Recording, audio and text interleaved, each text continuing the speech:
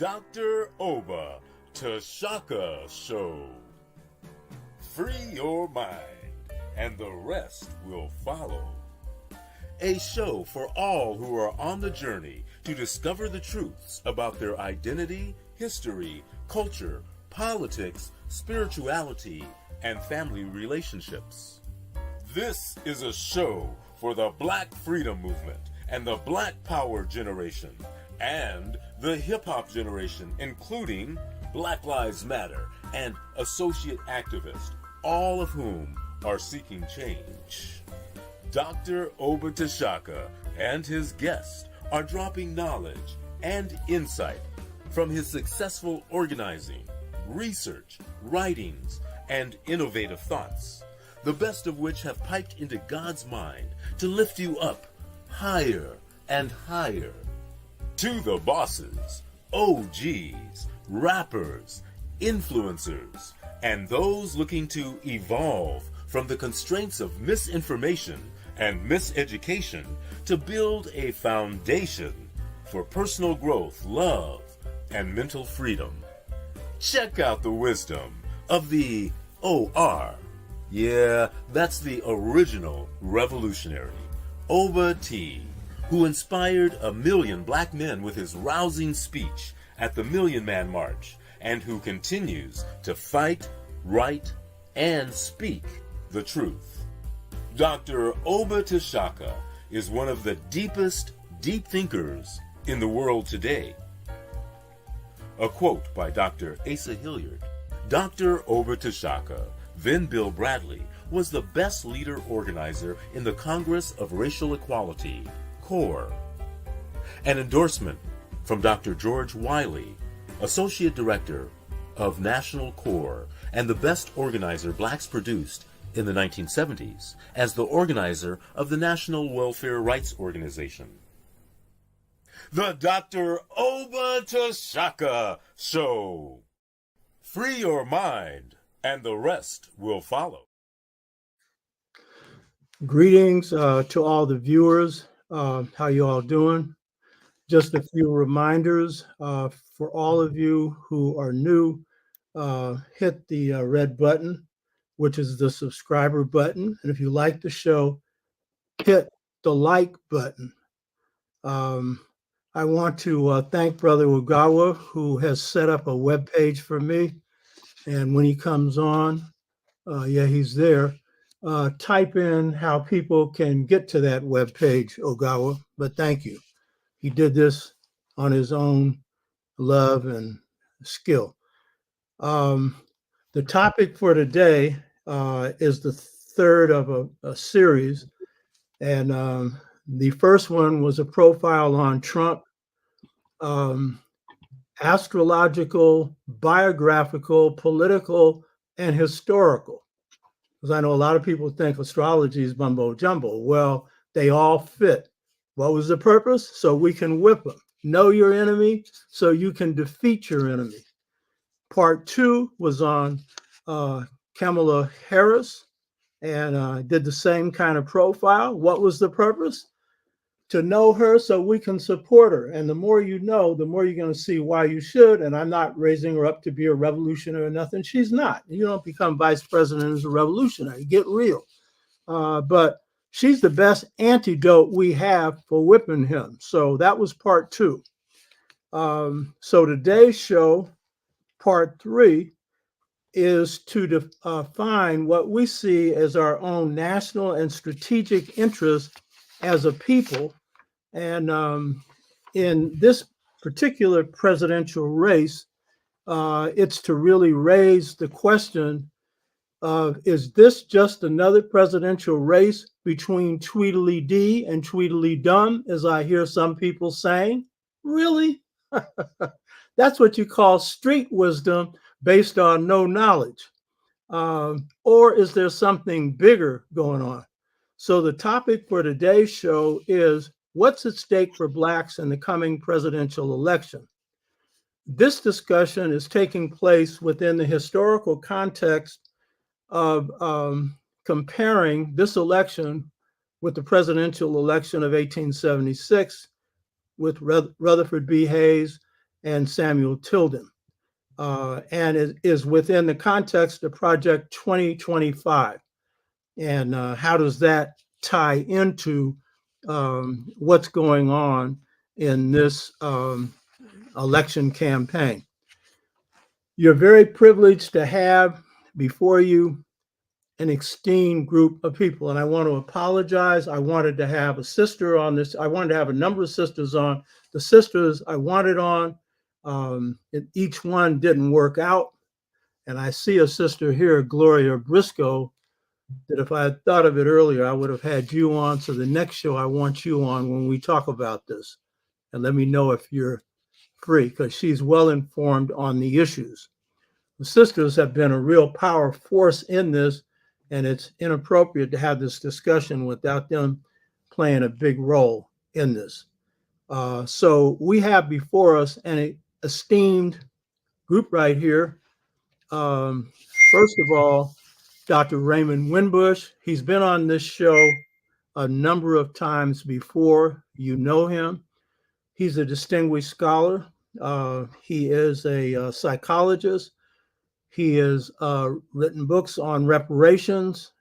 And the main thing about him is this brother's real. I mean, coming from where he's coming from, we've joked about it before. Usually the University of Chicago, the people coming out of there, they're smart, but they've been whitewashed. And we discussed that. He ain't one of them. And he explained when I said, how did you get out of this and come out so conscious? He had 2 words, Bobby Wright.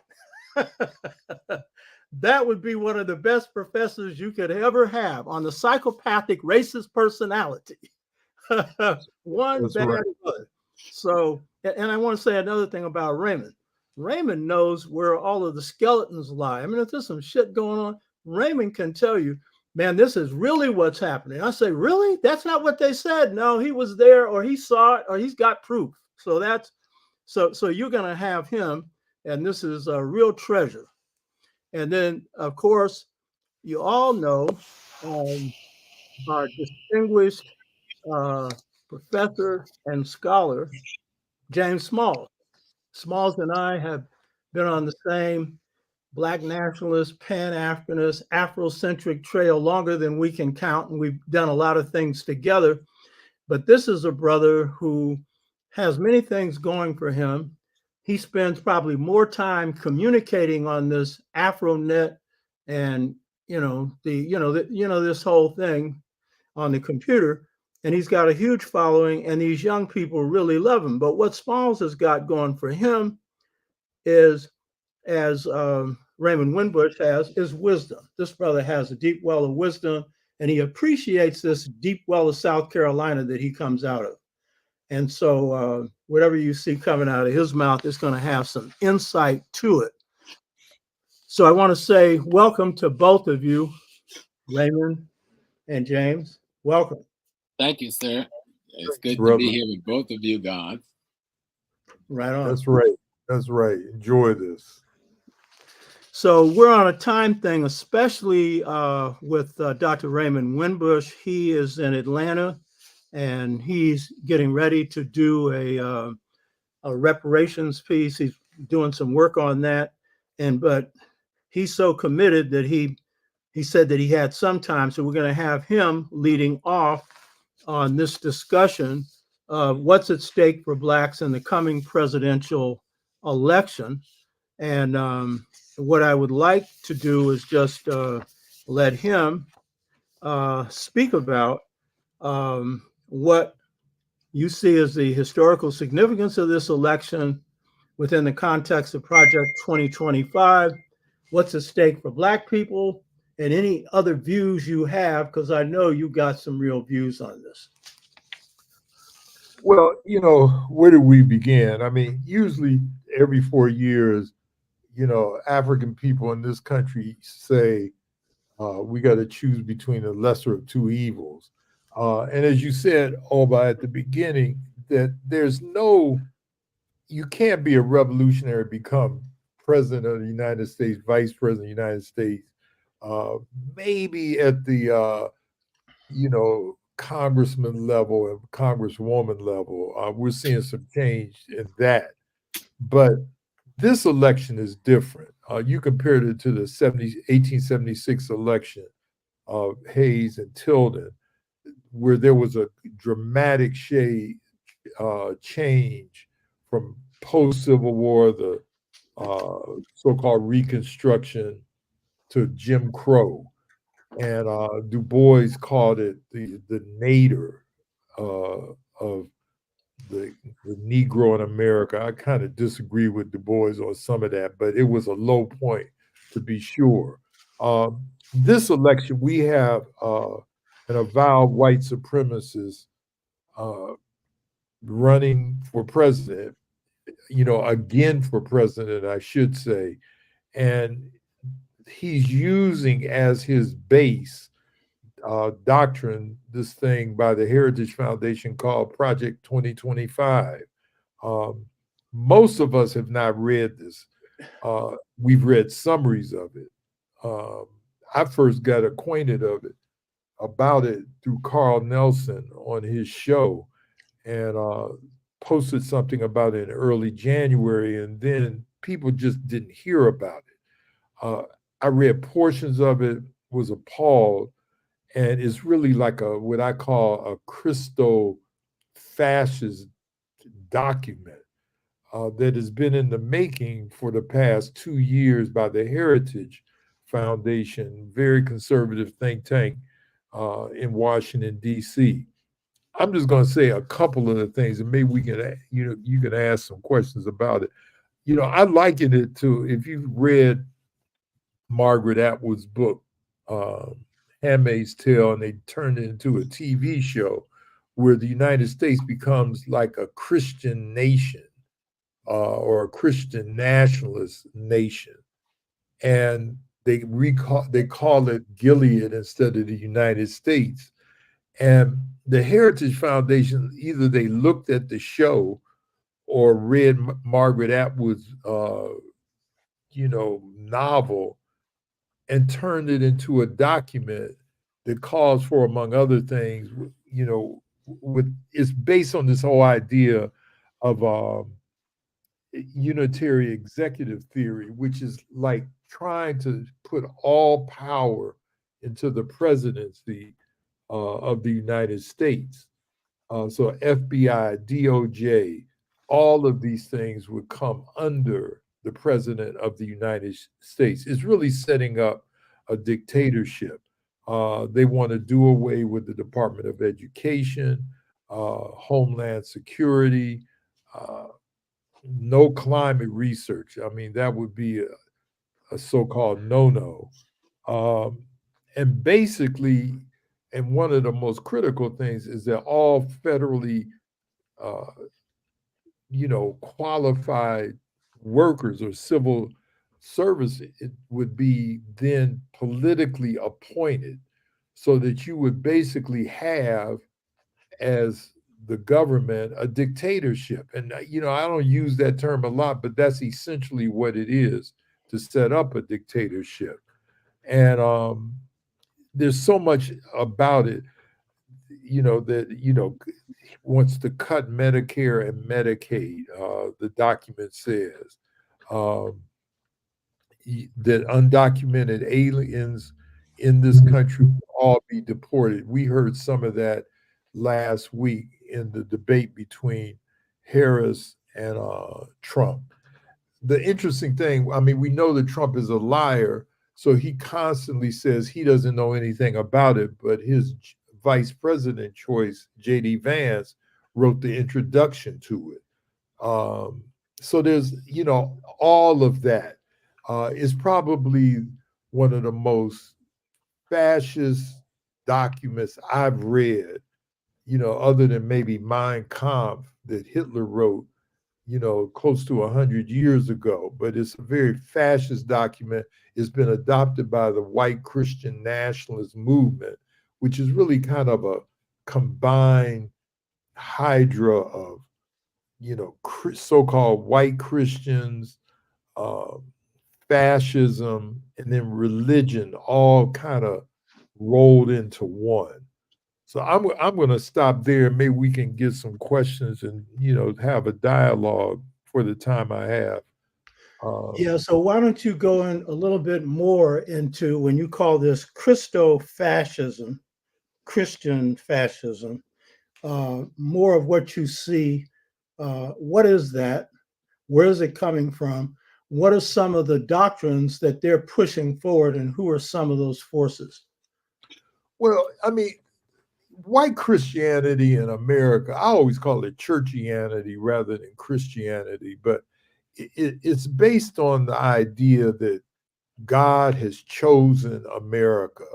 It's reflected in the song, God Bless America. We know what Jeremiah Wright said about that. It's kind of combining, the only way to put it is combining racism, fascism, and churchianity together into this kind of, you've got to be a Christian, that if you're not, you're on that out group. You see them in opposition to Muslims and other religious groups. It's, but see, I don't think that's anything new because, the Ku Klux Klan burned crosses, not only to frighten Black folk and other folk, but it burned crosses. I mean, but they pray before their meetings. And so I think white, churchianity in this country has always been a combination of, God bless America, but we're racist and we're not going to acknowledge that. And if Jesus were alive, in their imagination, he would be in the Republican Party. It's all kinds of bizarre, almost cultish behavior that Trump has encouraged, but also has used in this election. So it's, but again, if you go back to Nazi Germany, Hitler was very much considered himself a religious person. And so, to me, this is nothing new. It's just how white supremacy uses religion for nationalism throughout not only this country, but throughout the entire world. So I'm going to keep with you because you only have so much time. Otherwise, we would have an interaction going with everybody in you. So I think one of the important points you made when you did your introduction is you used the unitary executive theory, which was what Cheney used to run the presidency of George Bush. He was really the president in the first term. And he had a bigger National Security Council, and he was the driving force behind particularly the war in Iraq. And of course, now he supports Kamala Harris because he sees even Trump's gone too far with this. I mean, this is how far off. So one of your points about Hitler, you might want to comment on this, is that Hitler based his model for National Socialism or fascism on the United States. Mein Kampf listed the United States as the model for performing lobotomies and, doing things on people that were, not 100% physically able, for segregation, for the system of slavery, and for genocide. And he had people investigating how could they legalize this the way it was legalized in the United States. You want to comment on that? Because I think this is a more systematic. Hitler had his ideas, and you read his Mein Kampf, but this is more systematic than Mein Kampf. It is indeed. And I think that, Americans probably are the most stupid people on earth when it comes to understanding their own history. Got that right. If you look at Rachel Maddow's new book, she's on the MSNBC, but Rachel Maddow's written a book about how close this country came to being a fascist nation in the 1930s and the early 1940s. There was almost a government takeover by fascists during that period. We know George H. Bush's father was very much a part of the sterilization movement, had connected with a lot of people who were talking about getting rid of black folk, using IQ tests in my area of psychology to determine who was a fit and worthy American.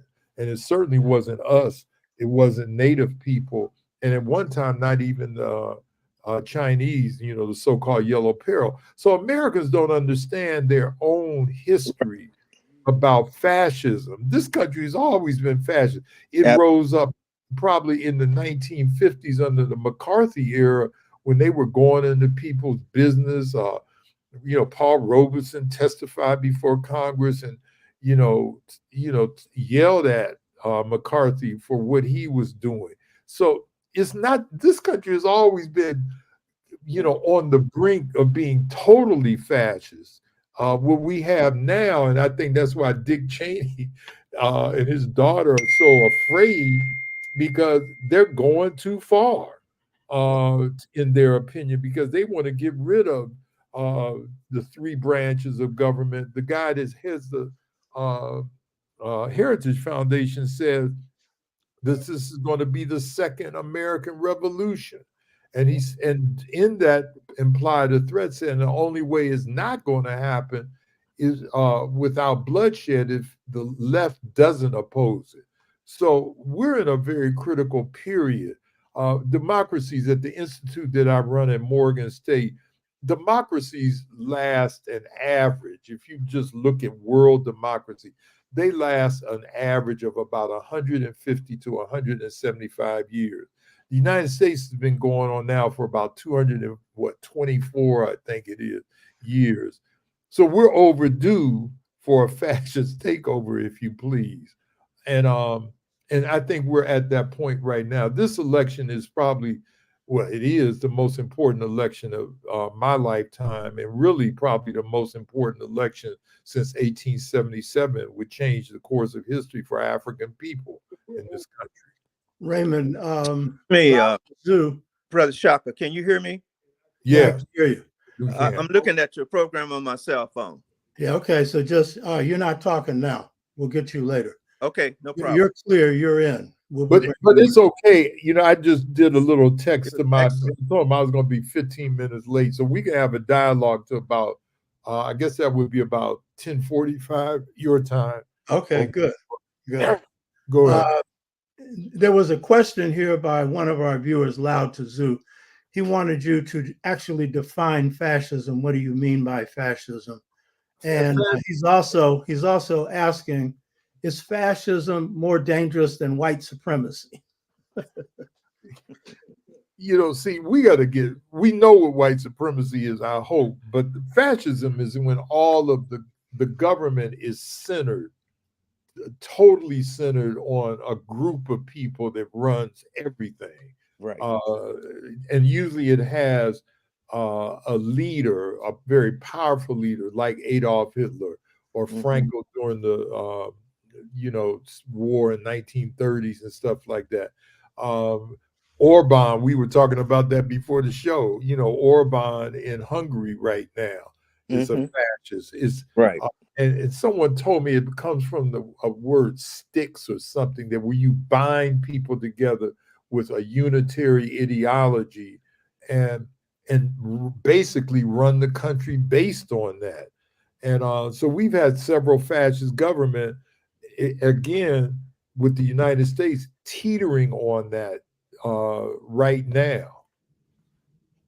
I mean, Trump is a fascist. I think he's a useful idiot, because I don't think he would, could explain to you what fascism is or socialism, but he uses these terms. He's very good in one sense of using terms that people don't understand and just throw them out. And then people say, well, I'm anti-socialist. I'm in Atlanta now, and I was in the a shop the other day, and this white guy was saying, when he found out that I was a teacher, because he kept probing me, he said, well, this socialism is taking over. And I said, well, what is socialism? He didn't know. I said, do you get Social Security? He said, yes, he did. He said, in fact, I'm on Medicare. I said, those are both socialist programs. I said, socialism is just when the government helps people out. And then Right. I asked him why certain counties had volunteer fire departments. And he said he didn't know. He said, I guess they don't have the money. I said, well, fire protection and so-called police protection are both socialist things if the government is paying for them. So he said he never knew that. Well, again, I think it shows that Americans are probably some of the stupidest people in the world with regards to their own history and using political terms that they don't understand. Yeah, and you know, I would say this also. Well, I'd ask you this question. So 1876, Hayes Tilden Compromise. How do you compare what happened there with the outcome of that with what can happen under Project 2025? And are there any distinctions between these two? But how do you compare these two? Similarities and differences. Well, you know, let's do the differences real quick. In 1877, basically, it was what is known as the Compromise of 1877. They being the Southerners, they wanted the Union troops out of the South so that they could basically, take over governing the South. And they agreed, and Hayes became president. And but he pulled the troops out of the South as a result of that. I think the 1877 compromise was focused primarily on racial issues, which has always been undergirded in this country at a lot of levels. It was primarily based on the Project 2025 and what Trump wants to do with this, with the so-called unitary executive theory, is to have the entire country affected by this. It's not just Black people. It's getting rid of so-called, I don't even like to use the term illegal aliens, undocumented aliens, getting rid of them, doing away with the Department of Education. Climate change should be just stricken completely from any government stuff. So this thing is much more, powerful. The other thing, I'm gonna throw this out real quick. I'd like to hear from Oba and Kehinde on this stuff. So, see, I think that we know that Trump is an asset. I learned the difference between an asset and an agent of Russia, but he's an asset. That's true. To Russia. But I believe that there are far more assets in the American government right now. I don't want to sound like McCarthy about there's 77 communists, all of that. But there was a show on TV a couple of years ago called The Americans, and I watched it. And there was a lot of people, and Obama said this at the beginning of his administration, that there was an infusion of Russians at several levels in the United States government. And again, I don't want to sound like anti-communist or anything else like that. But Putin himself said a few years ago, he said, you will never defeat the United States through economic power, or you'll never defeat the United States through military power. He said, you have to erode it from within. And I think that's been happening right now. And the vehicle for doing that is, Trump, and the group that's, pioneering this stuff is the Christian, Christian. Yeah, quite Christian. Yeah, national. That's it. Oh.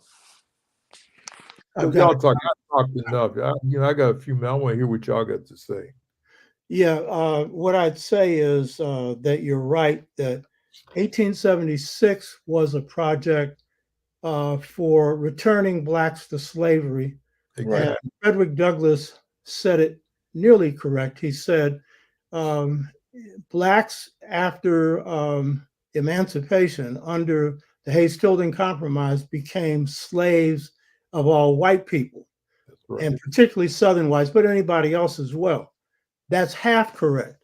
The other half is they became slaves of the state, the states of Georgia, Mississippi, wherever. So those states, and then their labor was free again as it was before under sharecropping, because basically that was just a new form of slavery. So I think you're correct the way you laid it out. The major distinction between 1876 and 2025, Project 2025, is you could call what was put in the South as fascism for Blacks. But here's another qualification that most of us don't know our own history. And it is this. That's right. The majority of whites in the South were under fascism. And by the way, with the Hayes Tilden Compromise, 40% of whites were restricted to the same kind of labor that we were, not being paid. You understand? And was stripped of the right to vote. Here's the other thing. The South, until Reconstruction, had never experienced home rule. So this is a side of history. You don't know your history in this country.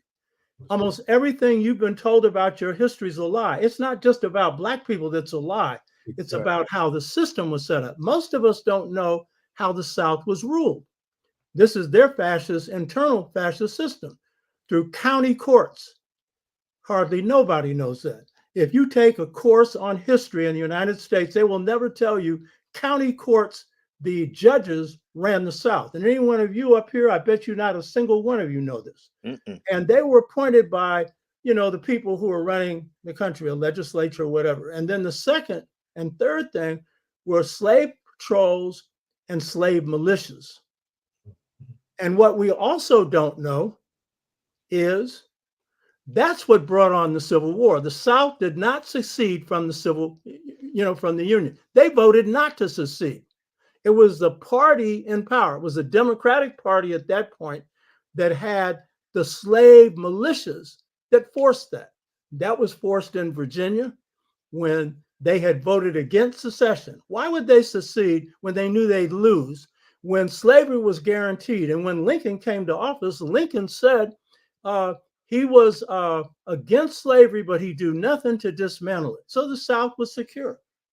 They knew if they entered a civil war, they would lose. The manufacturing capacity, the numerical power of the North would whip them, especially when you put Blacks in it. So the South is really the bastion for all of this. I mean, if you look at Trump's base, since the Voting Rights Act, then that's become white Republican. And Trump's base is white workers, the white masses. He has the majority and the Democrats have a third. So I'd agree with you. The main distinction is that now it's for the whole country. That's right. Now, this is fascism to lay on everybody. And anybody who's got their heads in the sand and read now, playing now with this, what's the difference between white supremacy and fascism? There's a big damn difference. And by the way, I don't use the term white supremacy anymore. You know why? They're not supreme anymore. And if they were, tell me how we defeated Trump the last time. If they were, you tell me how we kicked their behinds in the Black freedom and Black power movements and ended that first period of post-Reconstruction. How'd we do that if it's white supremacy? Yeah, they still have power, but their power's in decline. And that's why we got to be really vigilant and do everything we can to see that Trump doesn't get back into the White House and Project 2025 doesn't, because we're in the strategic position to stop it. And for all those that want to put Kamala Harris down because she's not a Malcolm X, she's your saving grace right now. And you got to get behind her. And I'm Kehinde, who's going to be on in a minute. That's my best friend on the left-hand side there. We take this position. I know Smalls does, and I'm pretty sure you do, Windbush. I take my directions from my people. I was a brainwashed Negro in the Black freedom movement. It's my people that woke me up. They didn't know shit about Africa. They're more African than most Africans. You know what I mean? The people made the decision to go behind Biden. I didn't like Biden, but I liked the wisdom of it. They knew he could beat Trump. That was the point. That's right. And whatever else has happened since then, it's been the wisdom of the people behind that. So some of us who are so highly, I'm not talking about this panel, all evolved in intellectuality and everything, we can split hairs. What's the difference between white supremacy and fascism? Wait until they put fascism on your Black behind, and then you'll see the difference. Our people don't split hairs like that. Right. They say this no good for nothing Trump. This mother, you know what I mean? Except for some brainwashed one. So I agree with you on the distinction. And I know I'm whipping a few people who are listening. I don't care because we don't have time. I'm an intellectual, but I'm born out of struggle. I don't split hairs. And when I know I basically got an enemy, I'm not going to be talking about, well, maybe there's somebody else that I could get behind that is more principled than the person we got who's going to lose. I'm into winning. The three rules in war, WWW, win, win, win. Kick this boy's behind. So that's my response to you. I agree with you. You know what I mean? And, oh, by the way, fascism and white supremacy. Yeah. Fascism is a system, if you just said, as Dr. Raymond Windbush said, it's a system where power is concentrated in one group, often one person, sometimes one party, but it's usually one person, and they've got all the forces behind them. And usually under fascism, the people that support them, like big business, think they can control the person on top. That was the mistake made in Germany. Hitler proved to be uncontrollable. My profile on Trump, but you didn't need my profile. If you watched him, you see nobody controls him. His mama was afraid of him. You understand? Huh? And so the people who are, including the Supreme Court, he could just as soon, because they issued a decision that said that they didn't kiss his behind fully, as he did to the director of the FBI, who had cleared him of any charges, who telling him he was not being charged. He got rid of him because he didn't say this to the public.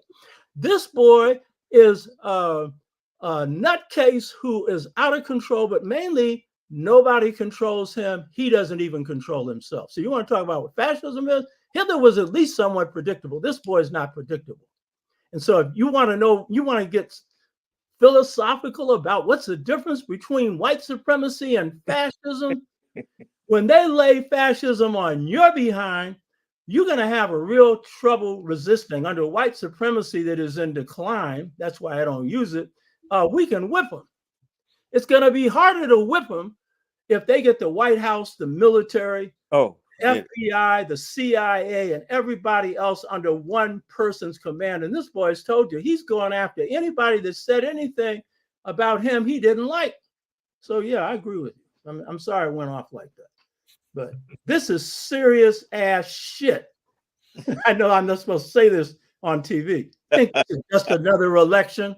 Huh? Come on. Grassroots blacks, most of all, don't believe that. Right. So are there any other things? So Project 2025 and the coming election, and then some of the things that you listed in terms of what Project 2025 has done. Everyone should read this. Are there any things that you see that the Biden-Harris administration has done in their last 3.5 years that provide some reason for why someone should support Kamala Harris? She's got her own little program she's put out there. But are there any things that you see? Because most people who take this position, Tweedledee, Tweedledum, they're treating this administration like it's just any other administration. Is this just any other administration? Oh, no. No, y'all answer. I got some ideas, but go ahead. Okay, other people get in. What's your views, James? And James, overall, in your view of Project 2025 and generally this election, what's your view of what this represents for Black folks, what it means overall, and some of the things we should do? Well, I agree with Brother Ray. This is a fascist manifesto. Yes. And it's really an extension. You talk about the church, Ray. This is an extension of the imposition we saw in Europe in the 12, 13, 14, 1500s, which we saw when the so-called pilgrims came to America and tried to create that same kind of crystal white purity in terms of governance and control of economy. But now we've seen it in a much more organized fashion with all of the technology of the world today behind it. You're talking about ideologues at least perceiving themselves as white ideologues, thinking that their genetic marginalizations is going to be their genetic extinction, or at least their political extinction. And they're trying to make sure that they can put in place a system where they're in power, no matter how great a minority they are. They proved it in South Africa, that they can make that work, at least for some period of time. So we know what's coming. I agree with Oba on the Democratic Party right now is a majority Black party. That's Even right. the whites don't want to say that because that would muddy the waters, right? But we know right now we're staring that party. Given the instrument that would give us an opportunity Absolutely. to gain power in the communities we live in, the Democratic Party is the only instrument we have afoot right That's now. right. And Kamala Harris is the only individual. And isn't that she's not a lightweight either. This is a very capable woman. This is an intellectually and politically and an economically savvy and strong woman. I've read everything I could, researched everything I could on her mom, her dad, and the work she did in California. She is nobody's punk, okay? And she's clear on race. She has no people get the people. Well, she's married to a white man, but so millions of our people. Come on, cut the bull.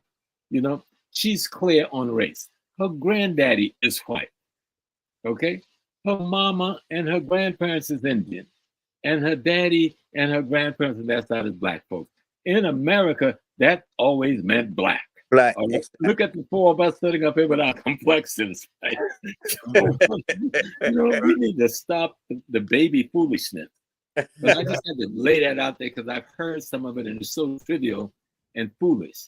This woman, as Oba have told me, was raised, and I've done the research, in a Black Baptist church. Well, you don't get no more Blacker than that in America. I come out of a Black Baptist church, okay? So if the brothers and sisters, the young ones who I try to reach all the time, and trust me, there are more of them with us than not. Don't be confused of the few the media tried to push up front. There's the Black youth is really looking at this thing in a real way and understanding if we're going to have a chance to build. And let me tell you what one of the other problems is. It's the white anti-female voice that is getting some Black-faced white folks with this anti-female thing. It is the Black woman's time on this stage, damn it. Let's support her. She is now a power in our community across the country, not just in this presidency. That's from right. district attorneys, from attorney generals, That's from right. mayors, from city council persons, because our universities, when the attack came on the Black male, the Black woman was able to excel in the universities. And now we have the greatest power in our community, intellectually and politically, in the hands of our women. Our job, if we're talking about the African family, Pan-Africanism, and Black nationalism, Malcolm said Black nationalism is the ability to control the economic, politics, and culture where you live. Well, who's giving us that opportunity now? Who's at the lead of that piece? Our women.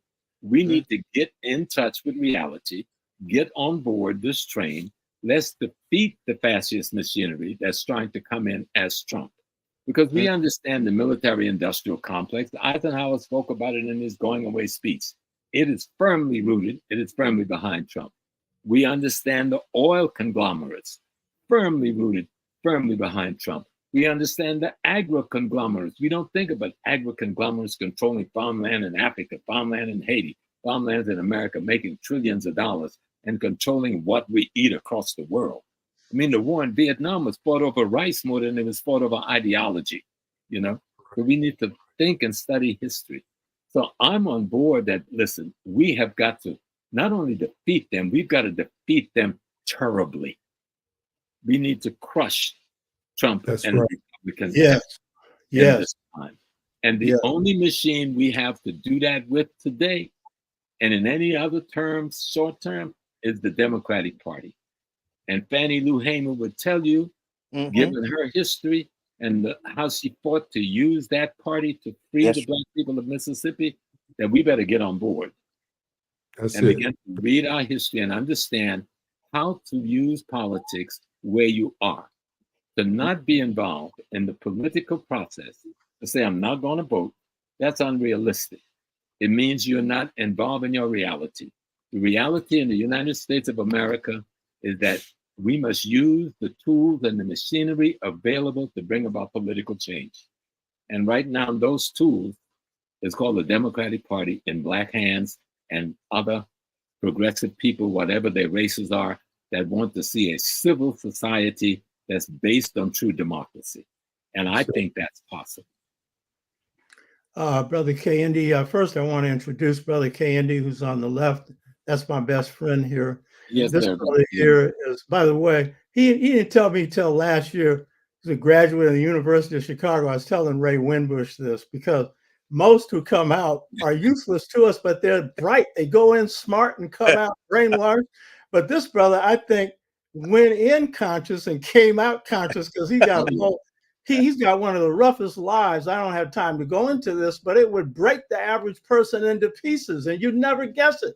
This is one loving, kind, beautiful black man. He chaired Black Studies at Fresno City College for 50 years. I taught for 40. Wow. I don't know how in the hell he could do it. And 5 courses. You know what I mean? Junior college, man, they bust your butt. He had a birthday party. He was 80 years old. The whole city came out. When he retired, the black community, but a whole lot of others. This is one. He's not only a scholar, he is a community organizer. One brilliant brother. And by the way, and I'll have him open up in just 1 minute. When Trump ran the first time, this brother has the same alignment as Malcolm astrologically. And that means some of them have prophetic ability. He has that. He doesn't claim to be a prophet or anything, and he's not a religious guru or nothing like that. No. But he called me, and he has this way of saying things. He says, brother, Trump's going to win.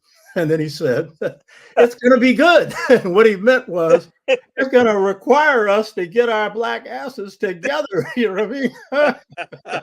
So this is Kehinde. So Brother Kehinde, he's from Fresno, California, where it's hot, hot, hot. And he loves heat. I don't know if he likes this much heat. I'm a child of the heat. St. Louis, originally, by way of Mississippi, where a lot of black people come from. So Kehinde, you got some comments to make on this? Yes. First and foremost, I am honored with you 3 elders. And I've been waiting to see Brother Smalls for 20 years. I had a film of him at City College, and you had your locks and your kente cloth, and you made a statement in that class I never forgot. You told we were talking about the African origin of Christianity and religion. It was just the African origin of religion. And you said something that was so profound for my students, they talk about it forever. All women are holy mothers. That's right. We were talking about the Trinity and all of that. And you said it so well, that all women are holy mothers. And when you talk about how birth comes about, when women make babies and what they go through, you said that's the edge of death. You just laid it out so beautifully. And I just want to tell you, brother, you are, all 3 of you brothers. I said, why am I on this panel? Oh, see, this is his humility. The average black person in the community will say, I'm not educated, and then they will begin to whip your butt and walk you into line. And he's too nice to whip your butt. But what he will do is definitely walk you into line. So give us some of your views of this upcoming election and what it means for blacks and what we should be doing. First of all, let's start back to slavery. I always say that anytime we talk about where we are now, we have to go back to slavery. And thanks to you, Brother Shaka, you one of my great teachers, and so are you, Brother Smalls. And I'm learning from you, Brother Windbush. You've been my professors. I just want to let y'all know that. Vice versa, too. And so I want to talk about that Civil War. That Civil War, everything's destroyed. They took our culture, took out everything they thought they could. But our culture just went underground. It just worked in a way And so our survival in that Civil War situation, in that slave stuff before the Civil War, was our relationship with each other, our relationship with our women, and our women's relationship with us. That's really how we survived, is that 300,000 year history of Black men and Black women being a team, a companion relationship. And our sisters have always had agency. They didn't come from a civilization that men were on top and they had to keep them under control. And that is not our culture. Our culture is a culture of partnership between men and women. And women were seen as sacred. So anytime we talk about civilization amongst our people, we have to go to the fact that as African people, our women have always been in leadership. From the very beginning, they were in leadership as long as us men. And really, Brother Shaka, I just want to say your book is a masterwork, Return to the African Mother Principle, because that is so profound, because that's the essence of our civilization. And the situation at the Civil War, it's when we got that final opportunity to break free. We wanted free. And there were about 4 or 5 things we had to, our greatest wish. First of all, to get rid of slavery. Well, thank God for the Civil War. We were truly blessed with the Civil War, because Lincoln was, or anybody wouldn't talk about freeing African people. We were too much money, too much wealth. They were going free. Certainly, so Lincoln said he didn't like slavery. And that's typical kind of liberal kind of I don't like it. And that's it.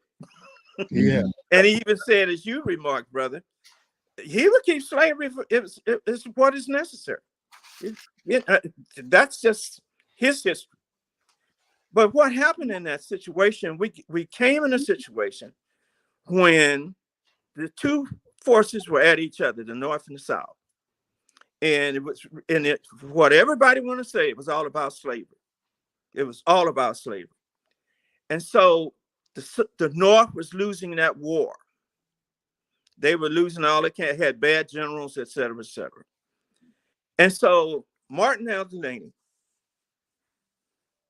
went to Lincoln and some other brothers and sisters and said, we want to join this war. We want to fight. And they wanted to, you know why they wanted to fight? They want to end slavery. And so they worked this thing with Lincoln. And so we got the Emancipation Proclamation. So that was a war thing to bring those soldiers, because they were losing it. A lot of the Union men were going back north. And so the strategic military thing is to bring well-committed African people wanting to be free into that war. And we distinguished ourselves as Black men. But even in that, we were together with our women. Our women were our nurses. Our women cooked for us. They took care of everything. Our women was our partners in that war. That's something that most of us just don't know. And so as a result of that, we wanted 5 basic things at the end of that war. First of all, it was really 6, because we wanted to end chattel slavery, the most barbaric human expression anybody has ever had to live through, is what happened here in the United States in chattel slavery.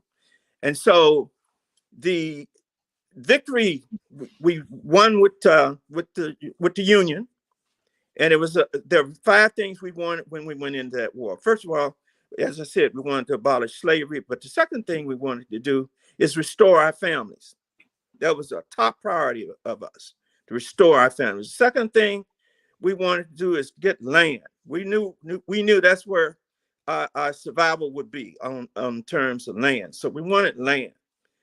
And we wanted our children, that's the third thing, we wanted our children to be well educated, because we know education is power, because we come from civilizations that education was central to African civilizations. So when we had the opportunity to get out of that chattel madness, the first thing we wanted was education for our children. And so everybody went to school then. Everybody, old people, everybody wanted to learn how to read. So education became a part of one of our major goals. And then what we wanted to acquire wealth. And so we wanted to make money. We had to get, we wanted something we could send and keep for our children, for the next generations. And then also, this is something that is reaching us today. We wanted power, political power. And one of those issues of political power was the vote, because we knew right away who controls that in this country. Voting is the doorway to political power in the United States. So when I look at the Hayes Tilden Compromise, that whole agenda was to make sure Africans would not be back in any kind of political power. And voting was very critical to that. And before then, remember the 13th, 14th, 15th Amendment. Well, we got free with the 13th. We got the citizenship with the 14th. But most important of all, we wanted the right to vote. So that's exactly what we did. So voting was central to our survival. And we saw it at the end of the Civil War and at the end of Construction. Well, you know what happened. You said it earlier, Brother Shaka. We were completely betrayed by North and South. And Hayes Tilden Compromise took the troops out of the South, disarmed the Black militias and all of that. So Black people were open to a war of 100 years. We call it fascism. I call it just an open war of terror and murder and rape on Black people in the United States. And so the Civil Rights Movement and all the movements, all the efforts we tried brought fruit to us, because in its final analysis, we got that power back. We got the power to determine our own destiny. And that's why voting, that's why I remember all throughout the Civil Rights Movement, it was all about voting power. And we knew if we got that voting power, we get everything else came to us. And so, you know, the most bloodiest expression of fear of Black people was the fact that Black people would get the power of the vote. Now we know why. They saw what we already know is happening right now. They saw that one of the things from the Civil War, when Black people were able to vote in that first 15th Amendment, when that came, Black men, as only Black men could vote, Black people used that voting power as a single structure. So we didn't get into different groups and all of that. When we voted, we voted as one. And that's our African consciousness, that collectivism. And we voted as one. And so what has helped us now, we're still operating as one. And the key has been to that, right? Recently, has been our women. Brother Smalls, you said it so beautifully. That is the key to the kingdom. Our sisters is the key to the kingdom. They're the most political, the most conscious. I have to say it. Mm-hmm. I've been talking to brothers since this with our Vice President Kamala. And I've just been asking brothers, a number of brothers. I said, are you going to vote for a sister? I was just been absolutely surprised how ignorant some of our men are. I mean, they even give me, what do you call it? These talking points. I just talked to a brother yesterday. He gave me all of Trump's talking points, all his crazy nonsense, all the lies, and he's giving that to me like that's why he's going to vote for Trump. I'm saying, we got work to do. Yeah. But the first work, we want to make sure Kamala is our president. That's the greatest thing could happen to us right now. Right. It would mean everything. So I'm just giving y'all my little spill on the necessity of this election. This ends the Civil War. Because to me, really what we've been dealing with Trump and all that is the old Confederacy in a way that's been reawakening to do not only in the South, but all over the United States. And so I've heard Kehinde, I've heard a lot of brothers say they're not voting for her because she's married to a white guy. Oh, Have you heard that one? I've heard that one too. yeah. They've been talking about they're gonna get money and they're gonna make taxes. He's gonna and this is just nuts. It is so crazy when we understand the African American family and what culturally the African American has been able to do. Nowhere else on the planet Come on has with a it. people been able to absorb other racial groups and create their own group That's right. as a result of that absorption. Nobody else in the world has done this. That's right. That's right. You know, That's but right. we pulled it off. And I can sit here. I have so much of the pieces. I grew up on a plantation. Mm-hmm. I went to a one-room classroom from 1st to 7th grade, taught by one lady, all right, Miss Betty Murray, who I spoke at her 96th birthday going home when she passed 2 years ago. Mm-hmm. My wife's mother is East Indian. Her father is Caribbean. Her grandfather is an African American who was sent to Trinidad, took to Trinidad by the British after the War of 1812. Mm-hmm. You know what I'm saying? Okay. And I'm from South Carolina. I wonder something that I ended up marrying my cousin, trying to keep her marrying a cousin, because you know down there we all cousins, right? And so I've got Kamala Harris, who's one of the most revolutionary sisters I've ever met. We'd been married for 53 years, and we met in the struggle when we were sophomore in college, you know, working in the OAAU under Ella Collins at the time, then the Black Panther Party and other organizations. Mm-hmm. So we come out of struggle. The marriage was born in struggle, you know, and we represent all of those components that Sister Harris represents. Yeah. Yet the African American has never argued about those components. Those components have always been a part Exactly. of our makeup.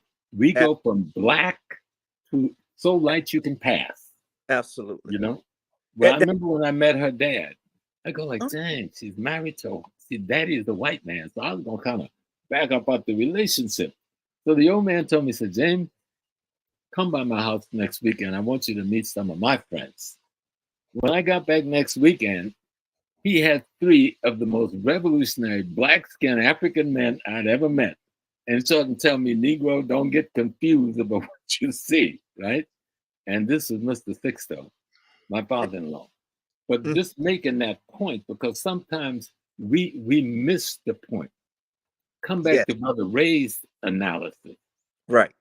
Talking about the fascist state trying to manifest itself. It's always been here on the fringes. Absolutely. Influenced political parties. Initially, they influenced the Democrats. And then when the flip came around the 1920s between ideology, Republican and Democrats, they moved to influence the Republicans as they tried to influence both. But their move to control the banking industry. We got to remember, the Federal Reserve System is not a governmental institution. This is the attempt by the same conglomerates who make up much of the type of think tanks like the Heritage Foundation, okay, attempting to make sure that the status quo around control of economic, politics, and culture remains in their hands. That's what they're talking about. That's How do right. we keep the control of economic, politics, and culture in the hands of a few European families? That's right. The same European families that's running Europe today. That's why we've seen the right-wing movement in almost every European country rise in the last 20 years. But thankfully, they've been losing the elections in the last 5 or 6 years. And so here in America, Trump represented their best chance at betraying themselves as being almost a benevolent patriot. Right. You know, the white working class. That's right. That's how they're disguising themselves. If they lose in America, all of the Europe right-wing movement will begin to crumble. Do you hear me? I agree with you. Because they're predicating themselves on America being the light for them. And that's why we've got to crush them. We can't just defeat them. We've got to crush them. Absolutely. And the tool we have in our hands is the Democratic Party. That's right. There's no other tool. The little African preacher, he doesn't represent anything significant. The Kennedy boy didn't represent anything significant. What we have in our hands, and it's already in our hands, those progressive forces from the white community, the Latino community, the Asian community, and particularly from the African community of both African males and females, but most particularly from the African females who did not walk away as sorors or middle class, because our African women, they are at the top of the game. They're the highest achievers in the world. That's right. Absolutely. All race, but they have not abandoned us. No, they did not abandon us in the 1800s. They have not abandoned us now. That was my point. Right. Exactly. They never. So we need to think of Margaret Walker back in Virginia with the Penny Association that built the bank. We need to think of CJ and all the others. We were never abandoned by our women when they became great achievers. Never. That is absolutely true. And we're not abandoned by them now. And we need to have an understanding, especially Black males. We need to gain an understanding of what our supportive role must be to get our young people to get to those polls, to get our young people who are not registered, to get our people enthusiastic about victory. Because you see, all politics is local, but you must control the national in order to seize the power at the local level. Absolutely. Now, this is a great discussion. Kehinde, your comprehensive view of African American history is brilliant. You know, your summary of the 6 or 7 things that Blacks wanted and still want, brilliant. And then I heard it in our sister's speech that she made to the Democratic convention. She said everything that I said brings to conclusion what was blocked and stopped in Reconstruction, you know, in Jim Crow and all of that. And Small's point, Brother Small's point about using the Democratic Party as an instrument, he doesn't mean that we're not going to do organizing, that the groups we build at the local, state, and national and international level, those are the instruments for our liberation. But the Democratic Party is an instrument that we can use. And someone's asking, what do we get from the Democratic Party? That's a question that if the Democratic Party had done a better job of selling what they've done, and Sister Gloria Briscoe is somebody who has kept on top of this, and a few of the rest of us have, you will note that the Infrastructure Act and the Inflation Reduction Act provide more resources that you can use in the Black community right now. The Inflation Reduction Act is the program that the Biden administration, with Harris's help, but because of the pressure coming from Blacks, and from the squad inside the Democratic Party, including Bernie Sanders, I saw somebody badmouth him. You know what I mean? You are following that knucklehead who's running for president right now, Cornel West, who is being registered in Michigan by Trump so that he can just filter off a few thousand votes and shift the damn election and put you back into slavery. So I think it's important to understand that there's a series of resources. For example, because of I didn't like Biden.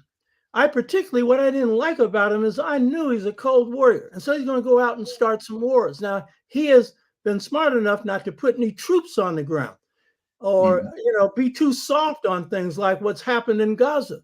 Yeah, exactly. But here's the rule. And I saw one of our brilliant people here make this comment. We're a nation within a nation. That's right. The difference between our national status and whites is we don't have a state. And the state is the instruments of the presidency, the courts, the military, and all the other instruments. There's a weakness and a strength when you don't have that. The weakness is you don't have the full power. But I learned at the 6th Pan-African Congress, being stateless has its own advantages. Yes. Because it means you're uncontrollable. And it means that you can produce leadership and people, because they'll be responsive, not all are, but many are, who are responsive to the people. So we have produced some pretty good leaders, some bad ones too, but some very good ones. Why? because they've been loyal to this nation within a nation. What is a nation within a nation? People with a common culture. Right. And that is the key thing that defines us. Kehinde defined the essence of that, which is the unity between males and females. We maintain two-parent households from 1619 to 1968. And you can say, no, we didn't. Yeah, because it wasn't legal. What's legal got to do with anything? Right. And when your families were broken up, you got back together. So this twin lineal thing has been at the core of our greatness.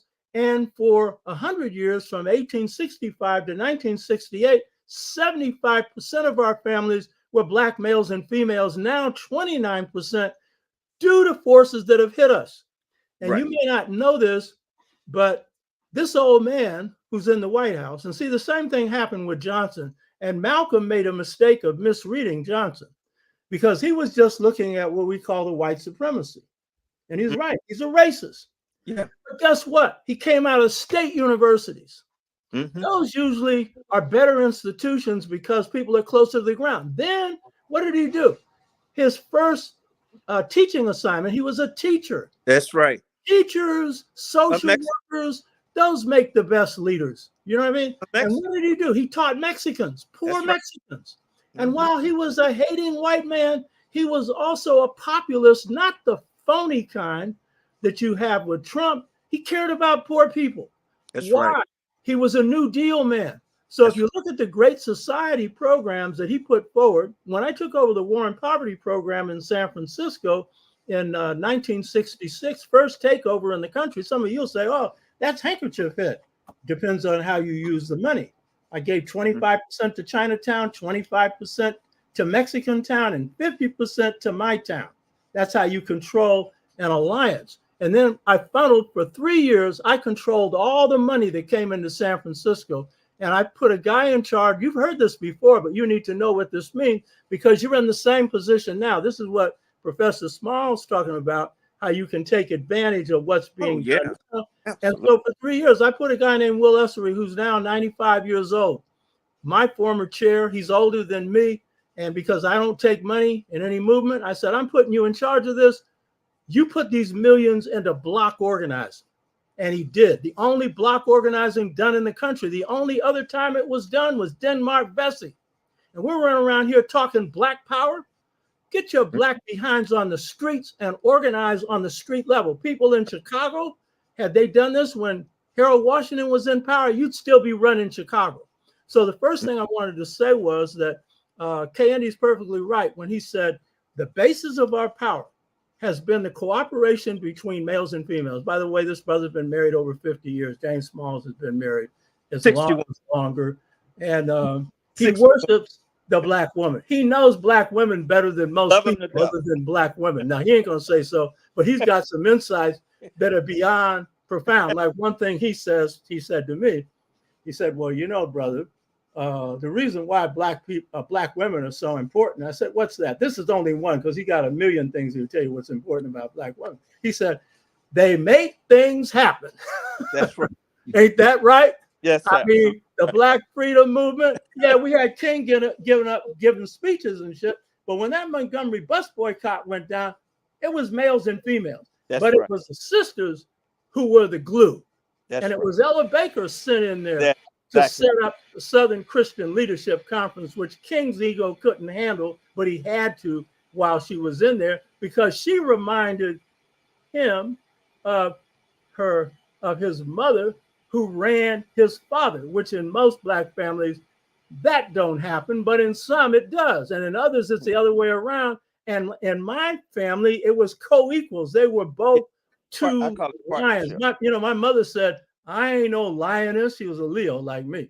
She said, I'm a lion. A lion's got a mane. What's God doing making me a lioness? And she had a mane. You know what I mean? So Kehinde's first point that the Black family has been the key to our culture. It's the key to our nation within a nation consciousness.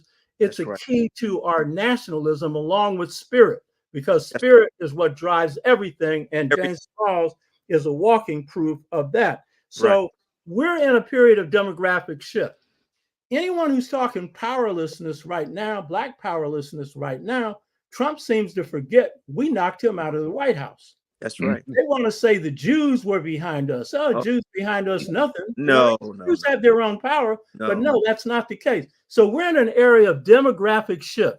Right. This is the first time in the history of the world that a major world power's population base is going to shift from one ethnic group to another, and from white to Black, brown, red, and yellow. This is the key thing. My writings are about this. I'm talking about the future. What kind of systems are we going to put in place of this system that you can use now as a person, as families and communities, and then as we restructure this society? You need to be raising your children to run the society, not just to, just be excellent and stuff, which we should, but to run stuff. So the second thing is then in the demographic shift, Latinos are often treated as the dominant group. They're slightly larger than us, but that is not a homogenous group and it's not an ethnic group. It's a linguistic group.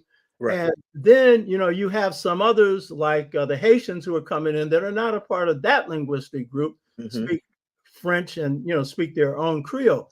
But the key point is second generation of those Latinos who are Black, they become us.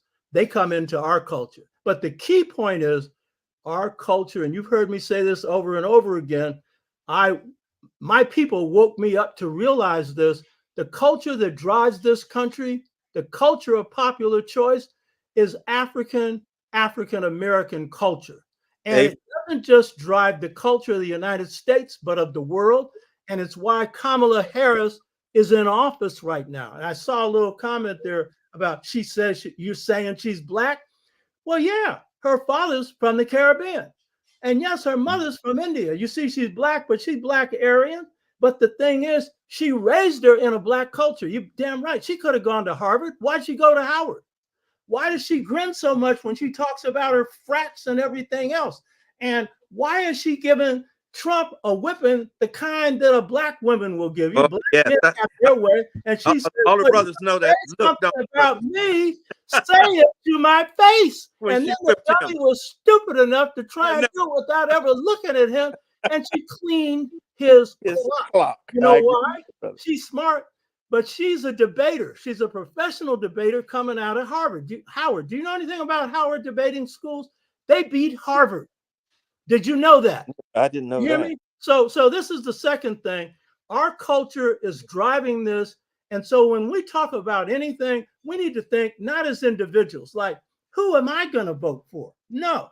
What's in our people's interest? Whatever we do, that's what drives me. That's what drives James Smalls. That's what drives Kehinde. That's what drives anyone who's conscious. Not this, let's go for somebody who's absolutely principled and hasn't got a ghost of a chance of being elected by a cat to get him some cat food. You know what I mean? So that's the second thing. The third thing is this. I saw this comment here about powerlessness, and I saw Wolf Manlu correct it. Powerless? Really? So what Kehinde described, the Civil War, and then he described the fact that we got the vote back. What was that based on? There are different kinds of power we have in this country. I speak from experience. This doesn't come from reading books. I wielded power. Smalls has wielded some power. Kehinde has too. He is in a conservative city. And for him to do what he's done, a red city, Black self, I mean, you got to really know how to wield some power. I wouldn't survive in that environment, but Kehinde has the kind of personality where he can do it. See the smile on his face. And I mean, I'd be scaring people with my frown and all this shit, but Kehinde every bit as militant or more than me. So there's two major kinds of power. There's many powers we have, but this comes from experience. But let me just tell you, Civil War, balance of power. Right. Balance of power. That's right. And anytime with white people, they are never all on the same page. I gave you all the rule before. 1/3, 1/3, 1/3. This is the rule of how power works with white people. Right. Power is 1/3 is for something, 1/3 is against it, and 1/3 is neutral. So how does Trump get beat? He gets beat by a coalition. And it's black, brown, red, and yellow, with blacks, as James Small said, being the driving force in it. But a third of the people who vote are white. So they're split. So that's the first thing to understand. What is our power based on? What Kehinde said, male and female working together. Until recently, it was the 97% principle. That's when Biden got elected, Obama got elected, 97% of black people supported him.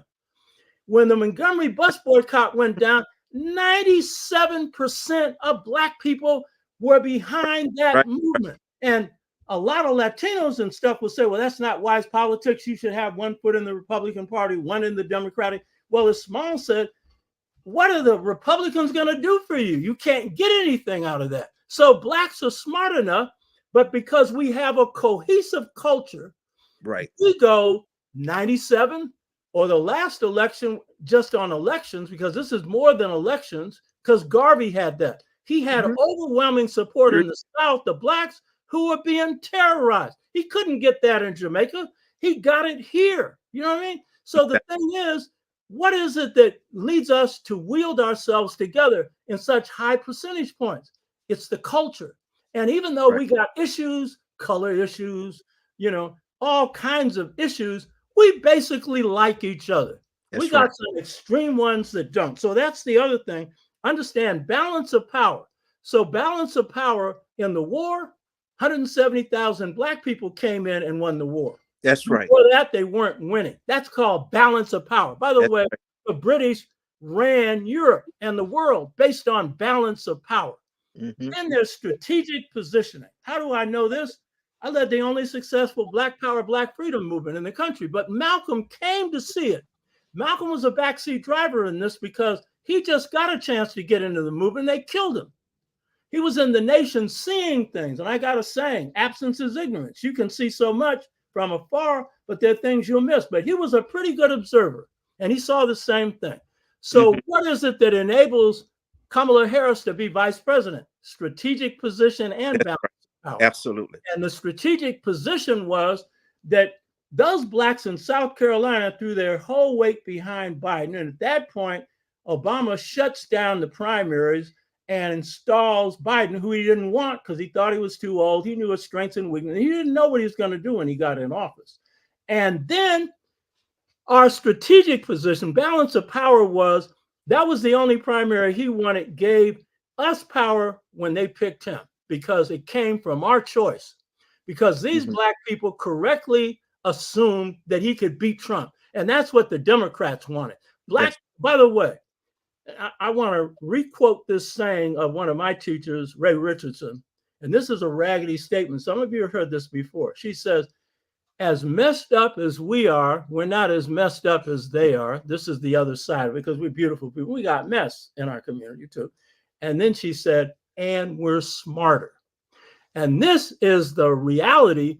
The closer you are, the more grassroots you are, generally the smarter you are, because you see the trees. You're not just looking at, the forest. You're not just looking at the trees. You see the overall thing. So if you ask the average black person what they think about Trump, hey, you're going to hear one thing. Yes, there's going to be exceptions. That's what Trump is going after. So this is the other point. So strategic position, what does this mean? I pointed this out before. The movement I led taught me this lesson. When we put motion in the ocean, when we take an action because of the power of our culture, because of the fact that we are located inside this house, which is strategic position, as Malcolm said, we're in the position to mess up the furniture. Because we're in that position, and because of the appeal of our message, and the key things about culture is spirit, family, and freedom. That's and when right. you put those messages out in the world, people move. Why do you think Taylor Swift has come behind Kamala Harris, bringing almost a nation of people of votes behind her? Exactly. Globally. Why do you think she's doing that? Huh? Because there's a beauty she sees, and she ain't white, meaning Kamala ain't white, but she sees a beauty in the message. So here's the key point: power. You're talking about powerlessness. When you move And we got to be careful what we do, because some of these rappers, when they come up with the N-word and internationalize that, that creates a chain reaction. Got people running around here, N and U this and B U this, you know, around defining black women and stuff. Most rappers don't. But when you make the right move, you create a chain reaction. Everybody else follows your move. So this is the basis of power. So right now, when we're talking about taking advantage of the initiatives coming out of the Biden presidency, it's a response to the pressure we put on him. But this is an old man who made a lot of mistakes, did a lot of things wrong, put a lot of brothers in prison, supported almost every imperial war they had. He decided to correct it. And so that's what's happening in the Inflation Act and Recovery Act and the infrastructure stuff. And it's produced over 14 million jobs. And so you're asking, what do we get out of it? It's what we've already got out of it. And so it's the lowest unemployment rate for blacks in years. And it's not, see, Trump can say we had a good economy until the economy collapsed under COVID and he mismanaged it. Presidents don't produce unemployment rates, only when they put money in the economy. And it's only Roosevelt, it's only Johnson, and it's only Biden that have done that. So I'm not worshiping them or anything else. You need to go read this stuff, because they've earmarked money for black communities around environmental conditions, money for rebuilding, building solar power, wind power, and designating money that should go into black communities, and not only black, Native American communities. So all I'm saying, I ain't no Democrat, I'm no Republican, and I'm not an independent. I'm a revolutionary. But I'm a revolutionary that don't make the mistake of a lot of revolutionaries of skipping reform and just standing out here and selling wolf tickets that nobody else can hear from. Mm-hmm. So the final thing I wanted to say is this, that one of the things we have to do now is be able to put on the table what we want. Short term, this election, but beyond it. If she gets in office, then we have to be positioning ourselves to get what we want for our people. Not for us, not for me, not for you, but for our people. And Trump's list is longer than Harris. Trump's list is longer. Harris. Brother Shaka, just want a quick comment. Brother Smalls, I just want to give you your concept on how we make things happen, and it's beautiful. Power, politics, economics, and culture.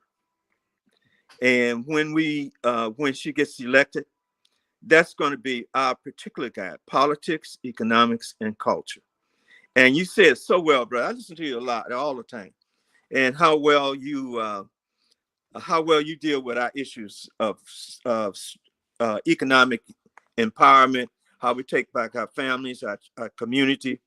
Those three things is when she gets elected, that's what's going to guide our how we're going to make the best out of this election for our people in our community. And by the way, I have to say this: if it's good for us, it's good for everybody. Absolutely. It's key to the kingdom. Absolutely. If it's good, if it works for us, brother, it works for everybody. And that's just the truth.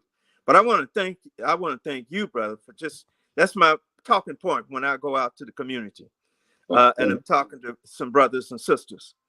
That economics, politics, and culture. It's a gift.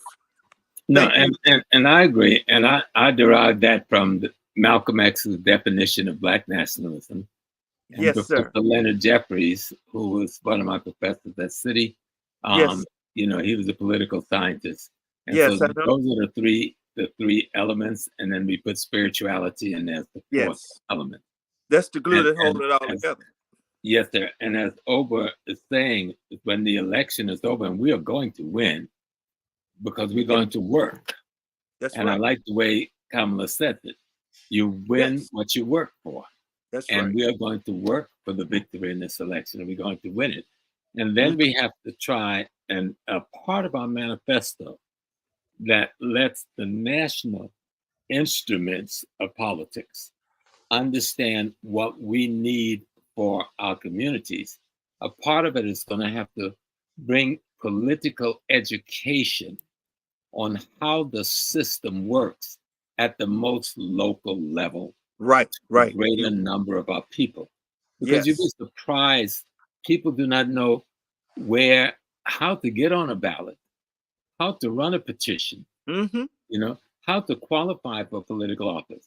Right. What are the offices in your community to run for, from school board to area policy boards to Mm-hmm. land acquisition boards, before you even get to city council, you understand? Yeah, yeah. And so you have all of these infrastructure that allows you to manipulate your local community so it serves you, and we do not know the fundamentals of accessing it, the fundamental principles and rules of accessing it. And I Yes. think that has to be a part of anything that we do going forward. Also, I want Hold on. I see this comment here. Malcolm X warned us about the very party you want us to support. We're not asking you to support the party. Now, We're let asking me you to support respond. I'm Malcolm's man, Oba. you sure are. Most people don't know when Malcolm was assassinated. I was in the war, and I got home a year later. And I came back to the organization. I met Malcolm at 16 years old. When I returned back to New York City, I was 21, just turned 21. And within 3 months, I was the elected, and the only elected imam in this country, by the way.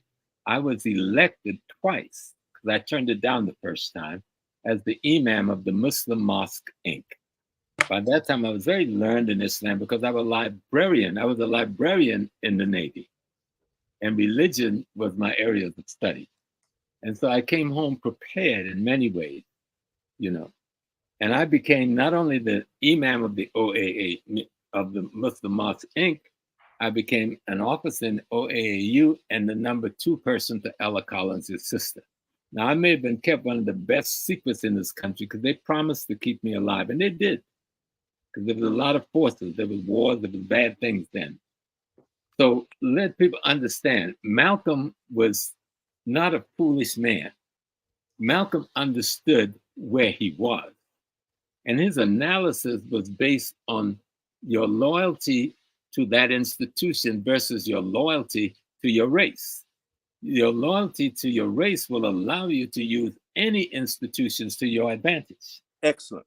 Which he did very well using the media in ways that Wall Street didn't learn about yet. He did very well in even manipulating the different ideological groupings in the white neighborhood. Had he not made certain strategic mistakes in the international environment, he might not have been killed at the time he was killed, and he might have had an opportunity to adjust himself, but he moved into a space that he wasn't familiar with. And most people don't understand. I got to put this in place so that person can think. If you ask somebody why Malcolm got killed, they give you yada, yada, yada. No, simply because him and Che Guevara was about to address the non-aligned nation as a guest of Ahmed Ben Bella and the non-aligned nation conference in what's the country? Algeria, which was, I think, 3 weeks away from the date he's assassinated. If you understand the implications of that, then you'll understand why he was assassinated. How and the instruments used, that's another story. But Malcolm himself understood that the Democratic Party and the Republican Party were tools. It sure did. Were tools. That's why he told you. When somebody said, Brother Minister Malcolm, what do you mean by Black nationalism? He says you must control the economic, the politics, and the culture where you live. Now, you can't do that unless you control the political apparatus that controls where you live. Period. That's been my mantra, brother, when I talk with my community. That was excellent. And it's so easy to understand. Like I'm talking about, well, why is everybody else coming and start their businesses in our community? Well, I start looking at, we support everybody else. We just haven't practiced that economic, political, and power. We just have not done that. If we did start that, now let's be clear. We were on our way to doing that. We've done it well in history. You went back to one of my favorite heroes. Now, I love Martin Delany. If I changed my name, I would change it to Martin Delany. And And we watch how we did this in the period between 1865 and 1965. We controlled the economic, politics, and culture where we were. Despite state terrorism, despite individual groups within the state and the terrorism against us, all of the apparatus of the state fought against us, yet we controlled the economic, politics, and culture. We made some critical political mistakes after 1965 on how we handled the economics, politics, and culture where we live. And we're paying for that. And I tell people, if you want to really understand what I'm saying, I've been out to Tulsa many, many times and marched in the streets out there with the brothers and sisters. They will tell you they rebuilt Black Wall Street after the riots. Right. It was integration, economic integration, that destroyed Greenwood. It was a freeway that was run through them, you know? Right, that was part of it. But when we got caught up in an ideological perspective on integration without understanding how to do that economically and politically, we lost our economic and political edges, you know? And it happened all over the country. And so we have to make an analysis of what happened here. Because we knew how to build businesses, we knew how to build credit unions, we knew how to build banks, we know how to use a fraternal organization, the Nicephorus, the Odd Fellows, right, brother, the group, the Freemason organization, the Black Church. I had to learn the hard way. I grew up in the Black Church, and then I turned against the Black Church, and then I came back to support the Black Church because I found out the Africa I was looking for was hidden in the Black Church in terms of culture and spirituality. So struggle, being in the struggle. See, a lot of this conversation we're hearing from people that have never been involved in even voter registration or marching for someone shot in the street. They've never been involved in struggle. Struggle just around your block.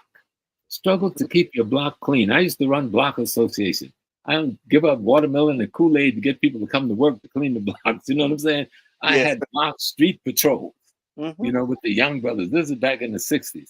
We're going to control our streets. There'll be no crime in our streets. We cut crime by 100% by controlling our blocks. That's called politics, being involved at the most local level. And then find out what are the political apparatus that bring the funds to your community. That's where these political parties come in. How do we get capital that was taken out of your paycheck, sent to Washington? That capital then is returned to your state. That state then returned to your municipality. How do you get access to that to use for your schools, for your safety, for your cleanliness, and for other things to train you in your community? This is what we're talking about. We've got to master the environment that we live in. We must master the ecology that we live in. Yeah, you're right. And there's a brother here, Jesse Paris, AKA Che Nkrumah. He makes this comment. The time for demands is before the election, not after. We should have learned that from 2020 with Ice Cube. Biden still hasn't met with him. Ice Cube is a sellout. You know what I mean? Ice Cube went for $500,000 to support Trump. And you think after that, meeting with him is going to do it. But could you two respond to this? The time for demands is before the election, not after, blah, blah. What's your comments on that? I wanted to make just a little quick thing, Brother Shaka. I want everybody to look at the website, The Defiant Lawyers. The website, the Defiant Lawyers. And he put forth some things that we need to be looking at for our demands. And they are, he calls it Advance 2026. It's going all over the country. He's running it all over the country. I just want y'all to look at that as we talk about what our demand, what our objectives are for our own community. And what did the two of you think some of those, because these are minimal things, some of them right now that need to be laid out there in terms of demands, but long term, because I disagree that the only time to put forward demands is when somebody's running for office. The main time is when they're in office. That's right. And the real problem with Obama was we didn't lay anything on him, didn't have a movement or anything else. We were all worried about him being done in by white supremacists. when he had control of the Senate and the House and could have done anything he wanted, and we didn't drop anything on him. So part of it's our fault, part of it's his. But if you think the only time you put some demands on anyone is when they're running a campaign, well, corporations don't think so. They sure don't. No one with power thinks so. So, Smalls, what do you think of that? Well, yeah, I don't support that view because I go back to what I was trying to say to begin with. Even if you put the demands on up front and they send back to your community all of the things you ask for, unless you're a part of the party in power in your community, you will have no control of any of the resources that come back to your community. Okay? You're They give you absolutely 100% of what you ask for. If you are not in control of the recipient institutions, all right, that is constructed for the purpose of distributing the wealth, because that's what we're talking about, right? We're talking about the tax revenue. That is the wealth in your ecology. Yes. And the tax revenue goes to Washington, come back to the state, then come back to the local municipality where you live. Now, you've made some demands, and they say, okay, we're giving you all the money you want. What local municipality and its institutions and arms do you control to take advantage of the resources that's been returned to your community? I'd like to just add, that's the environment we live in. I would like to add just to that. I think you're absolutely right, brother. The most important thing, and I'm gonna go all the way back to our beginning as African people on the planet. We have to return to the family, restore it. That should be our top priority. We're going to have rites of passage programs for our young men. We black men got to socialize our boys, our males. Mm-hmm. We got to restore the family. The family's got to be central to everything that we do. It's got to be some way empowering the family. We got to have a relationship with our women, our girls, and build a relationship of love and respect, and see them like our ancestors, as divine, as special. And so they are the soldiers. They're with us all along. Mm-hmm. But that will happen best when we build families and come back to that idea of that's how we got through slavery. That's how we got through Jim Crow, lynching, everything else. Mm-hmm. It was the family. It was some sisters that pulled us off the lynch tree when we'd been burned and castrated. Who took us off that tree? Yeah, and it's understanding the system that we're involved in. You cannot say, I'm in America. If you're in America and say, I'm not going to participate in the system, then you don't exist. You don't exist. You're participating, okay? But in a negative way. Right. I'm in an environment. Mm-hmm. Let me go. You remember this judge you spoke about? The judge, what do you call it? That structure they had in the South, where you had the judges, the county seats, county judges. Mm-hmm. I lived in South Carolina. I lived that. Let me tell you a little anecdotal story. One of my sisters, my eldest sister, was arrested at 17, just before graduating high school, for stealing what they said $5, and they sent her to prison for 10 years. Mm-hmm. When my sister came home, the rape, molestation, and abuse that child went through. Little country girl, she was destroyed. She died a few years later. A niece of mine gets arrested on a trumped-up check charge that two little white girls were doing, and they get the little black girl to take the check in the bank, the check of some white teacher. The sheriff arrests the three of them, took the two white girls home, and took my niece to jail. So I go home, and I go to the sheriff. Of course, him and I almost get into a fight in the courtroom. They give my niece 25 years. While I'm sitting in the court, the judge tried to release her, but the sheriff stepped in and said he had more checks. So here's how I resolved that. I won't call the name of the white family who I was very close with. I went to them and told them, I need some white power. They said, James, what's wrong? We heard about Blanche. We're so sorry. I said, no, sorry isn't enough. I need white power. Can you negotiate? The judge came to town every Thursday. He did all the trials and court and stuff. He had on Thursday. That was big court day. can you negotiate with him a way for me to get this child home? The negotiation was easy. 500 for the sheriff, 500 for the judge. Yeah. I mean, all right. And the state senator, this, I'm telling the God's truth. And so the judge, so the judge we didn't want. He was cool. You know, he was a nice man. I knew him from the time I was a young boy. The sheriff who I knew, who was our Bull Connors, okay, who had been there since I was a child, who had put my sister in prison, who had already threatened to kill me 3 or 4 times. I go to his office with his cash, with 2 white lawyers who was coming as my witness so we could get him, but he had been already tipped off. So when I walked in the office, he wouldn't take the money.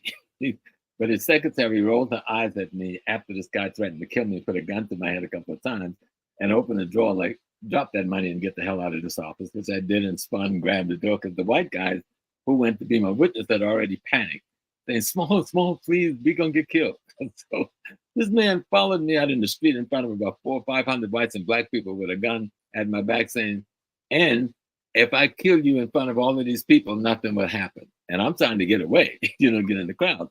But guess what? He took that 500. They brought my baby back into that court. Get your baby back.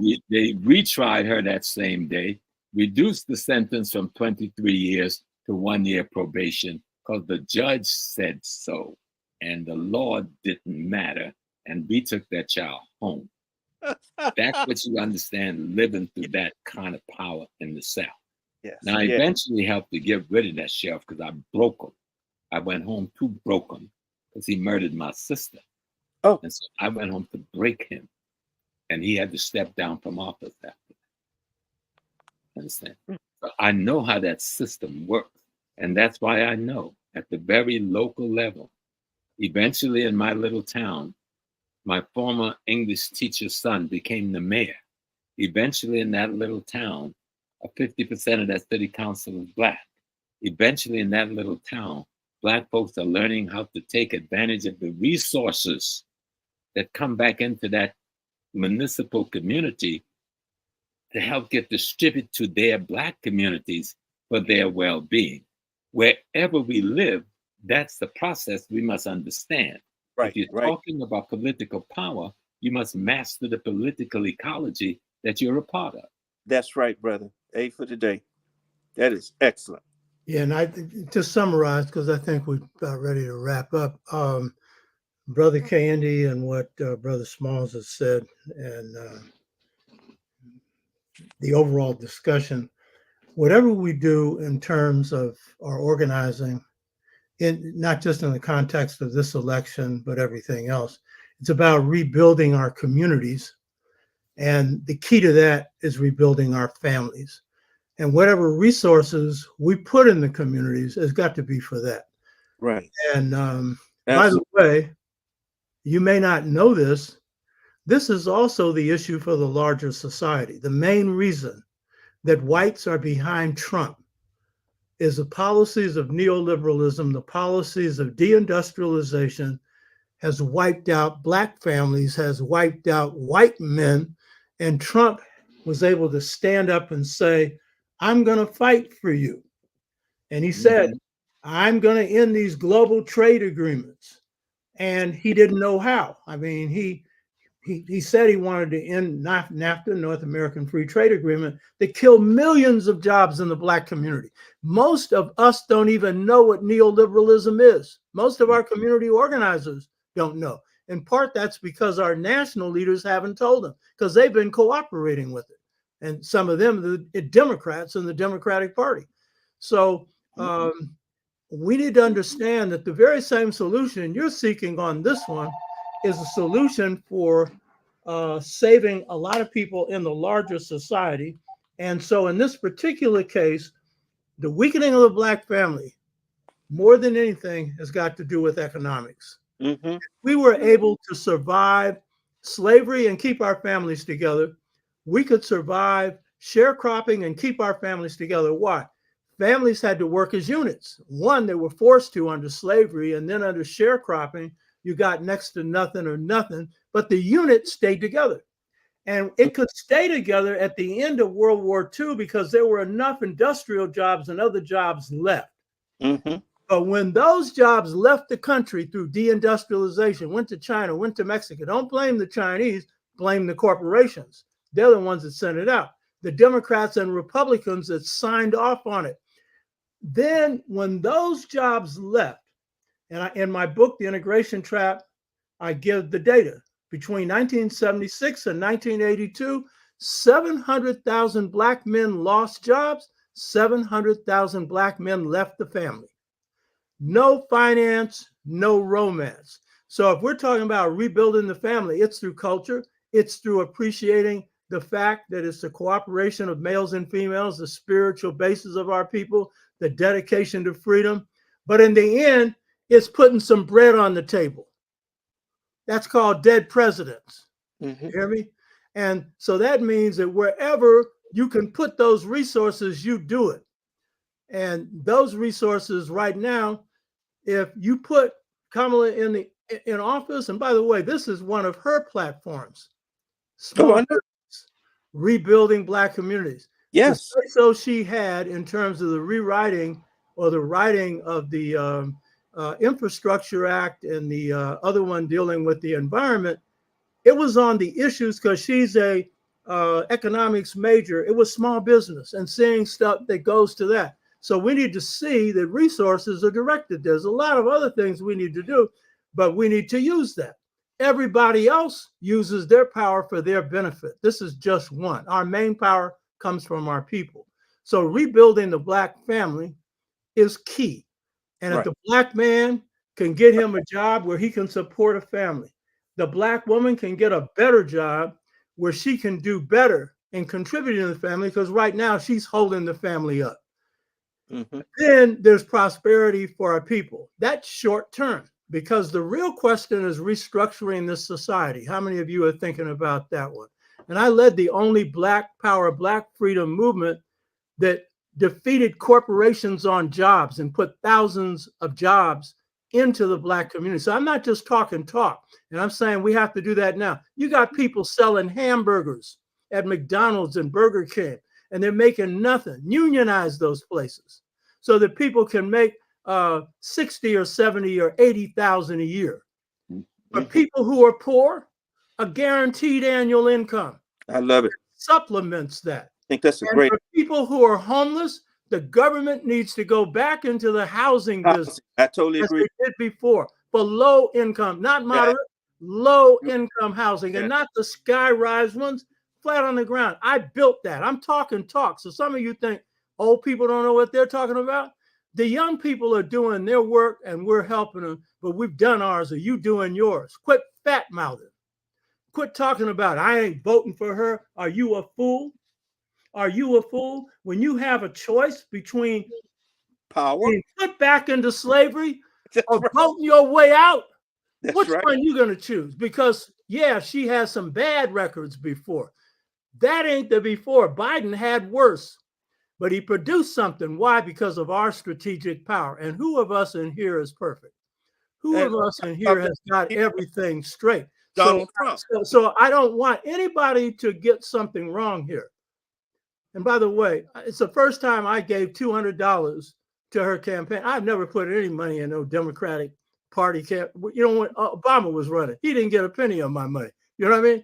But in this particular case, I ain't just putting money in. I've been doing these shows. I haven't not written for 3 weeks preparing for these darn shows. You think I enjoyed researching a psychopathic racist? I mean, it made me sick. I'm doing this for you. You think Smalls likes this? You think Kehinde? You think any of you out here who are conscious like this? It ain't a matter of liking this. This is work for our people. Our people. That's and none of us have this right. You can go ahead and do whatever you want. But this individualism, I'm going to vote for the perfect candidate who ain't got a chance in being elected dog catcher. And it's my right. You're not thinking as a member of the African nation. That's right. You're thinking for yourself. And you got the right to think that way. But that's individualism, and that is not African consciousness. That's true. What's in our interest? So do not take this as a pro-Democratic Party. Do not take this as a pro-Biden. Kamala Harris herself, she's got strengths and weaknesses. But in the weighing of it, She's the best thing we got. No, Give her some Oba support. T'Shaka, I must cut you. She is not the best thing we got. Right now, she is the only thing we got. Well put. And we need to be emphatic about that. Well That put. is absolutely Only thing true. we got. Because you remember in the 60s when we were saying we need to become the police in our community. We need to police our community. Well, we won the opportunity to do that, but we failed at producing the men and women to achieve that at the level it should have been. And so that's still one of the tasks. And I tell the young black men, they get angry with me. I said, why don't you join the military? Then they go off. Now, let me tell you something. Study the history.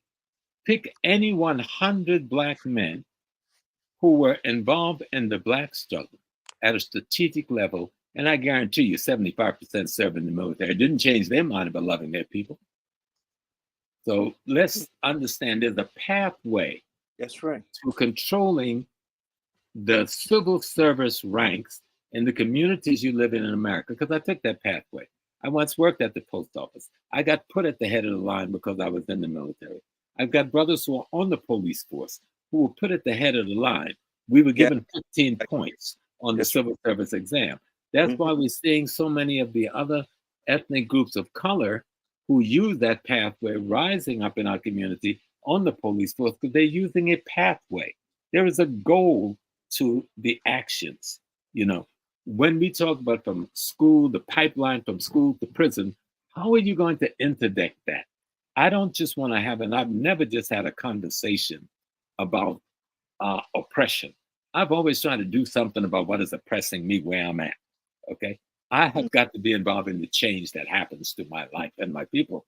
And so we've had to figure out what are the pathways for me to be that sanitation man driving a truck in the community. What are the pathways for me to become that policeman patrolling my street? What are the pathways for me to become those men in that fire truck going through my community? What are the pathways for me to be the EMS person coming to service my community in a crisis? These are the elements, some of the elements that make up your community. These are the things that we have to be involved in being in control of. The political office is just one piece of the process that gives you the opportunity to control the rest of those things.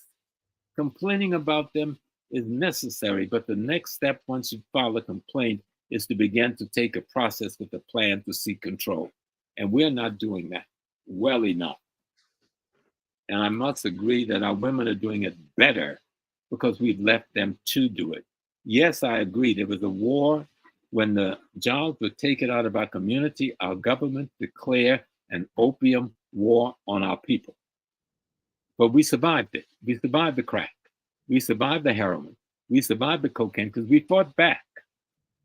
And it was a drug war declared on us, even after they de-employed us. But we have always fought these things, and we've been victorious. We need to analyze that period of time in the 70s, 80s, and 90s, and how we got through it. And then we'll begin to see better the light of where we are today. How Harris is there running as president because of what we did in the 50s, 60s, and 70s. Okay, she's the fruit of our labor. Make no bones about it. Biden, Obama were the fruits. Clinton, they were the fruits of our labor. Do you understand how much we defeated the opposition? 2 years for Clinton, 2 terms for Obama, a term for Biden. That was Black political labor and work that produced those victories. Now, what we have to learn to do is to use the opportunities that come from those victories. And that's where, Oba, you've been telling us we need to organize a grouping that can produce a document that can show these are the things that this community, I don't like to call it demand. You demand when they don't react to your document. You know what I'm saying? We need to lay out what our program is that we need to be assist with, given our tax money have been paid into the pot already. And then from there we go forward. And it's not easy. But it's the path that we have. Now, if you want to get on the plane and go to Africa, that's cool. Those who are Hebrew Israelites, go to El Al, buy a ticket. Those who are Muslims, Saudi Arabia is waiting for you. But what you find is that you don't have a history in those countries in the way we have a history in this country. We built this country. We created the closest thing to a real democracy in the history of the world since we were forced out of the kingdoms of Africa. We created that in the United States. You have to really understand our role in the history of policy and constitutional change in America. It was our pressure on the system that caused it to evolve to the point it is now. This would have been a fascist state a long time ago had it not been for Black struggle for true democracy and freedom, which served everybody. Right. So history erases the mystery. Begin to study the most basic African American history, and you will be glorified. You will be proud of the ancestors, and you will see clear the pathway that we have to go to get even more victories, to take care of our children. This is at the bottom line about food, clothing, shelter, security being provided for our family and ourselves. Okay? And So you can't do that without controlling economic, politics, and culture. You can't do that without getting access to land, labor, and resources. And you can't do that without controlling the political apparatus that governs where you live. Right on. Okay, we're going to wrap this up. Wolf Manlu makes a comment. He's one of our regular viewers, a serious scholar and community man. He says, I see this program has been infiltrated by ignorant agents for Trump. Yeah, we had somebody just come up here talking about they're for Trump and they're against Jack E. Johnson, blacks for Trump, and the same one saying Kamala cannot win. She is evil. So I'm going to remind you of a little fact of Black power. Most blacks ain't going to buy that. So you can talk all the talk you want, but if Trump gets his little Project 2025, don't think that because you were willing to support him, he's going to keep you out of some concentration camp. And someone said Project 2025 is fear-mongering. If you're afraid it is, it's the truth. And if anybody thinks that this is just talk, there's a walk behind it. And he's saying Trump at all of his rallies, he's going to implement it, even though he wants to distance himself from it. So we're at a turning point in history. The question is, what side are you on? And overall, each generation, as Frantz Fanon said, has to discover its destiny and assume it or betray it. That's our choice, each generation. Mine made their choice. What's yours? But this is intergenerational question here. This ain't a question of where do the youth stand, where do the elders stand. It's where do our people stand? And what are we going to do, not just for us, but for humanity?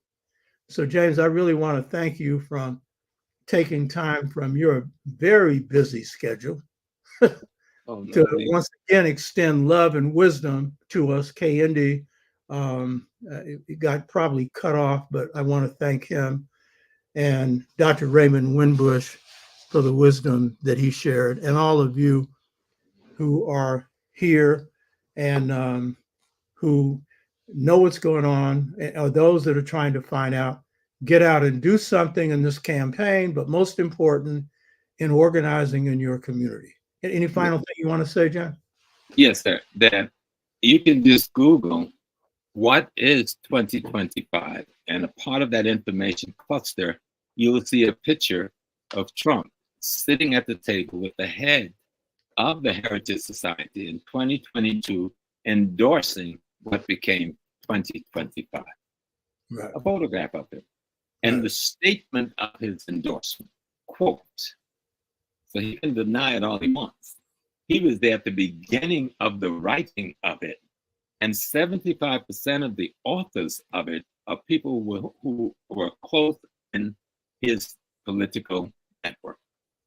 Yeah. So let's be clear that we're not making the stuff up. Use the technology to do the research, and you will easily see that he's a liar.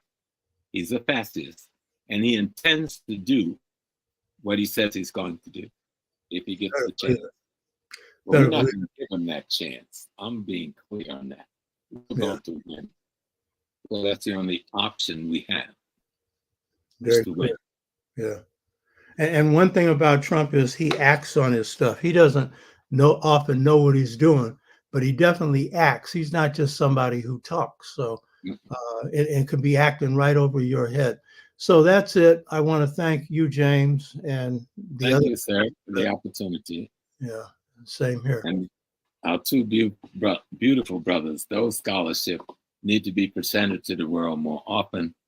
Brother Kehinde and Brother Windbush, the world needs to know them. Those are the silent warriors that we know, but more of the world needs to hear from them.